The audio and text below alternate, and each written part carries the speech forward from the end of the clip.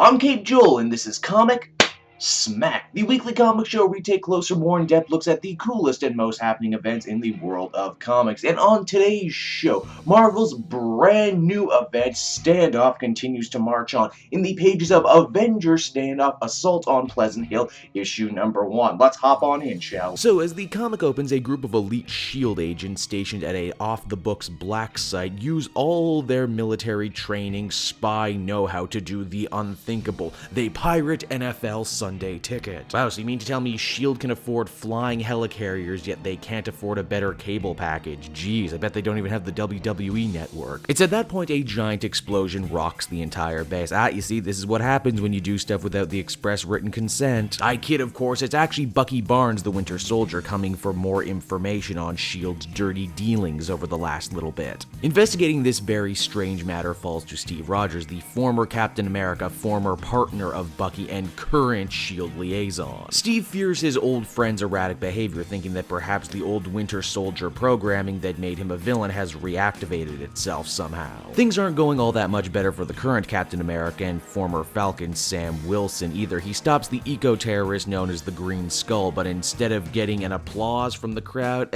he gets a bunch of mud flung at him. Angry protesters with signs saying, "Not my Captain America, you're a traitor," and also, "What about your secret Muslim birth certificate?" This is nothing new for Sam. He knew when he took the Captain America shield it would be an uphill battle, but now he's really starting to get sick of all of this. It also seems that things haven't been too good between Sam and the rest of S.H.I.E.L.D. Nick Spencer, who writes the other Captain America book, does a pretty good job catching up non-readers like myself. Apparently, a hacker known as Whisper attempted to leak a bunch of S.H.I.E.L.D. secrets to the public, and Sam didn't stop him, thinking that the hacker actually had quite a few valid points. This caused a major rift between Steve and Sam and put Captain America in the outs with S.H.I.E.L.D. Sam gets summoned by the mysterious hacker known as Whisper, and I mean, who could this person possibly be, this Edward Snowden of the Marvel Universe? He would have to be someone super intelligent, super powerful. It's Rick Jones. A fact of which the comic even makes fun of. For those of you who don't know, Rick Jones was the former A-Bomb, long-time supporting character of the Hulk, supporting character of the original Captain Marvel,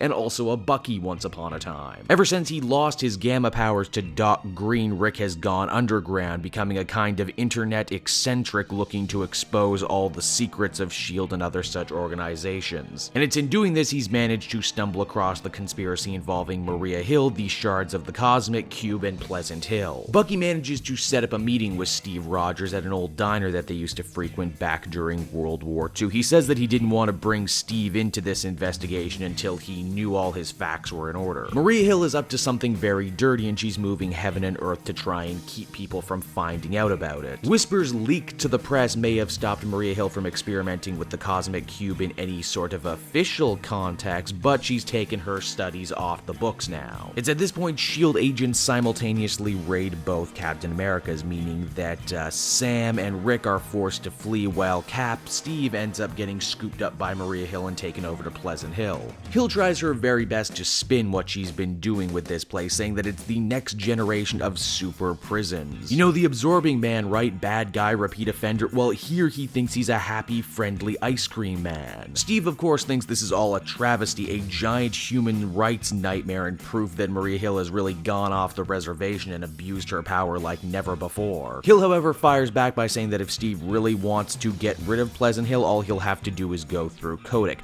Kodak being their advanced security protocol, who, as we find out, was the little girl from last issue. As Dr. Selvig explains, Kodak is a feeling, sentient being created from different shards of the Cosmic Cube fusing together. She also has godlike reality warping powers, and perhaps most interestingly enough, the ability to rehabilitate villains by quite literally pulling out the good in them. Steve takes a shine to her right away, which makes it all the more painful when Maria Hill says that eventually Winter Soldier will follow the breadcrumbs to this facility, and when he does, he's going to want to kill this little girl. This important moral quandary will need to be benched for a little bit because there's another problem facing Pleasant Hill right now, and that is not all the supervillains in prison there are drinking the Kool-Aid. Thanks to the Fixer and Baron Zemo, quite a few have found their ways back to their villainous selves, and because of it, are all too ready to lead an insurrection on this place. As the comic winds down, all hell breaks loose as the villains lead a massive uprising against their S.H.I.E.L.D. handlers, taking over the entire facility and taking both Maria Hill and Captain America hostage. Avengers Standoff Assault on Pleasant Hill #1 was a hell of an issue. I like the focus on the Captain America family of characters. We haven't really had a strong event with them for a good long time now. I also like the moral shades of gray going around here. Everyone seems to have a pretty good reason for why they're doing what they're doing. Even the costumed supervillains you gotta feel just a little bit sympathetic for. Again, I really like how Nick Spencer is able to weave drama but also not be afraid to be funny at the same time. This was a book where I was on the edge of my seat but also laughing consistently. And you know what? It looks pretty nice too. I gotta say, I'm really enjoying this event so far. I give this issue a 9 out of 10, and I hope the rest of the issues not written by Nick Spencer can,